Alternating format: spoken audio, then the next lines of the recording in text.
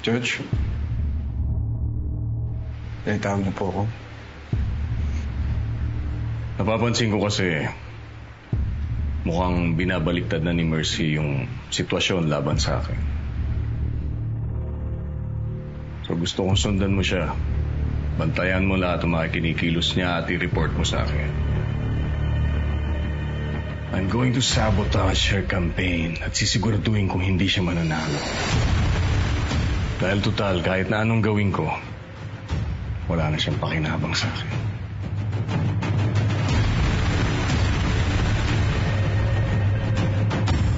Can you do that for me?